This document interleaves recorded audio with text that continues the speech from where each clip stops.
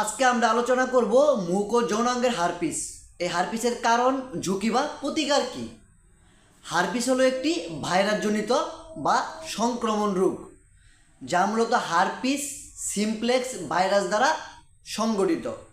এই ভাইরাসটি দুই ধরনের হয়ে থাকে। একটি হচ্ছে আপনার মুখে বা ঠোঁটে ঘা সৃষ্টি হতে পারে, যেটাকে আমরা ওরাল হার্পস নামে চিনে থাকি। তো এই ভাইরাসটি কিন্তু খুবই ভয়ানক। আর দ্বিতীয়টি হচ্ছে আমাদের যৌনাঙ্গে ফুসকা, অর্থাৎ ঘা সৃষ্টি করে। এটা মেয়েদের হতে পারে, ছেলেদের হতে পারে।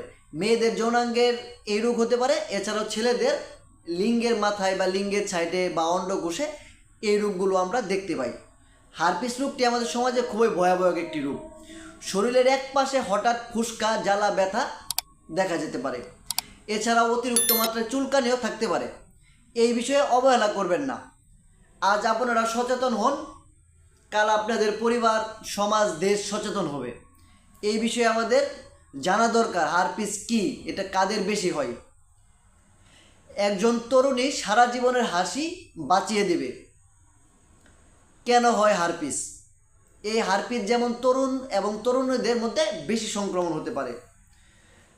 প্রথমে আসা যাক যৌন সম্পর্কের মাধ্যমে, অর্থাৎ অরক্ষিত যৌন মিলন করলে এই রোগটি আমাদের বেশি হতে পারে। এছাড়াও যে চুম্বন, ওরাল সেক্স বা ত্বকের ঘনিষ্ঠ সংস্পর্শে আমাদের মুখে, ঘাড়ে, গালে হতে পারে। সংক্রমিত ব্যক্তির শরীরে তরল লালা বা ক্ষতস্থানের সংস্পর্শে যদি কারো শরীর লাগে, তারও হতে পারে। এটি ধরতে গেলে একটি ছোঁয়াচে রোগ। একই তোয়ালে বা ব্লেজার, রেজার, লিপস্টিক ব্যবহার করলেও একে থেকে অপরের শরীরে এই সংক্রমণ ছড়িয়ে পড়তে পারে। একবার সংক্রমিত হলে ভাইরাস শরীরে থেকে যায় এবং বারবার এটি সক্রিয় হতে পারে। দেখবেন যে একবার আপনি সংক্রমিত হয়েছেন, চিকিৎসা নিচ্ছেন, তারপরে আপনি আবার কিছুদিন পর আবার এই সমস্যা দেখা দিতে পারে। এটি লক্ষণ কি? আমরা কি দেখে বুঝবো যে আমাদের এই রোগটি হয়েছে? এবার জানা যাক আমাদের লক্ষণ সম্পর্কে। ছোট ছোট পানি ভরা ফুসকা হতে পারে, সেখানে জ্বালা পোড়া, ব্যথা, এমনকি অতিরিক্ত মাত্রায় চুলকানি হতে পারে। জ্বর হতে পারে, দুর্বলতা বা লিম্ব নোট ফুলে যাওয়া, অর্থাৎ লিঙ্গের সাইডে আমাদের ফোলা ফোলা ভাব থাকতে পারে, শক্ত শক্ত ভাব থাকতে পারে। বারবার পুনরায় উঠতে পারে এই সমস্যাটি। যদিও এটি আমাদের সমাজে পরিচিত একটি রোগ, তাছাড়াও এই রোগ সম্পর্কে অনেকে এখন অজ্ঞাত যে হারপিস কী। এটি কিন্তু ভয়াবহ একটি পরিণতি হতে পারে। যেমন হারপিস ডোস্টার শুধু ত্বকের রোগ নয়, চোখ কেড়ে নিতে পারে আপনার চোখের আলো, কান কেড়ে নিতে পারে, যার কারণে আপনি শ্রবণ শক্তি হারিয়ে হয়ে যেতে পারেন বয়রা বা বধির। এছাড়াও আর রেগে যেতে পারে সারা জীবনের অসহ্য যন্ত্রণা। এটি আপনাকে সারা জীবন একটি অসহ্য যন্ত্রণার ভিতরে রেখে যাবে। হারপিসকে অবহেলা করলে বা চিকিৎসা না নিলে আপনার হতে পারে মারাত্মক ক্ষতি। দীর্ঘদিন ভুগতে হয়, কারণ এটা স্থায়ী চিকিৎসা অনেকে নিতে পারেন না বা অনেকে দিতে পারেন না। তারা বলে কেবল এটি নিয়ন্ত্রণ করা যায়, চিকিৎসা করে সম্পূর্ণ সুস্থ করা যায় না। বারবার ফুসকা হয়, এর ফলে আমাদের কি হয়, শরীরে বা যেখানে হচ্ছে সেখানে আমাদের কষ্ট হয়, জিনিসটা কষ্টদায়ক হতে পারে। তো জেন্টিয়াল হার্পস থাকলে সন্তান জন্মের সময় নবজাতকের মধ্যে এটি ছড়াতে পারে। তাই আমাদের এই বিষয়েও সতর্ক থাকতে হবে, কারণ না এটি আমাদের জন্য খুবই মারাত্মক একটি পরিস্থিতি দাঁড় করাতে পারে। এইচআইভি এইডস সংক্রমণের ঝুঁকি অনেকটা বাড়িয়ে দেয়।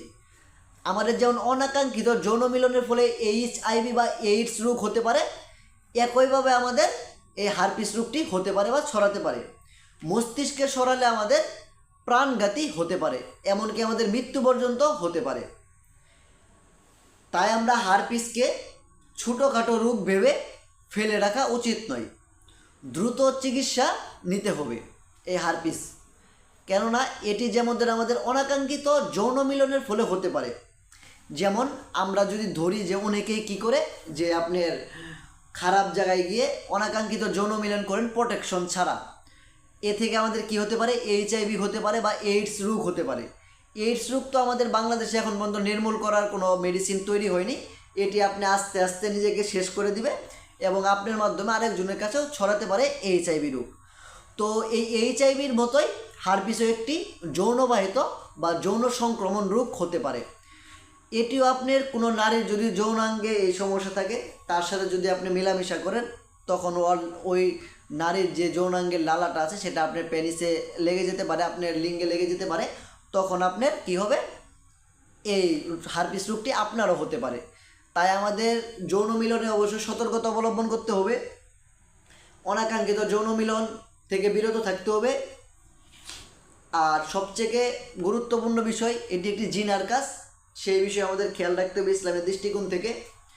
তো আশা করব হারপিস কি, কেন হয়, এর কারণ কি, লক্ষণ কি আপনারা অনেকেই জানেন না। আমার এই ভিডিওর মাধ্যমে আপনারা জানতে পারবেন। অনেকে আমরা জানি না হারপিস রোগ যে আমাদের আছে, অনেকে আমরা এটাও জানি না যে হারপিস রোগ কী, এটা হলে কি হয়, এটা কই থেকে হতে পারে, এই বিষয়ে আমরা এখন অনেকেই অজ্ঞত রয়েছি। তাই আশা করবো এই ভিডিওটি দেখলে আপনারা হারপিস রোগ সম্পর্কে জানতে পারবেন, বুঝতে পারবেন যেটি আসলে কীভাবে হচ্ছে, কোথা থেকে হচ্ছে, কেনই বা হচ্ছে। আর হারপিস রোগ হলে আমাদের কী চিকিৎসা নিতে হবে, এই বিষয়ে আমি পরবর্তী এক ভিডিওতে আলোচনা করব ইনশাল্লাহ। যে হারপিস রোগ যদি আপনাদের হয়ে যাওয়া কারো হয়, আপনি কী চিকিৎসা গ্রহণ করবেন এবং কী চিকিৎসা গ্রহণ করলে আপনি খুব দ্রুত সুস্থ হবেন, এই বিষয়ে আমি পরবর্তী এক ভিডিওতে আলোচনা করব ইনশাল্লাহ।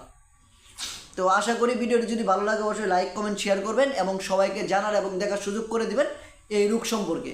কেননা এই রোগ সম্পর্কে অনেক অজ্ঞত রয়েছেন, তাই আমাদের এই মেসেজ বা বার্তাটি সবার কাছে পৌঁছানো উচিত, যেহেতু আমরা এই রোগ সম্পর্কে অনেকে জানি না। তাই এই মেসেজ বা বার্তাটি যদি আমরা পৌঁছাতে পারি, তাহলে আমরা এই রোগ সম্পর্কে জানতে পারবো এবং অবগত হতে পারবো। সেই পর্যন্ত সুস্থ থাকুন, ভালো থাকুন, ধন্যবাদ।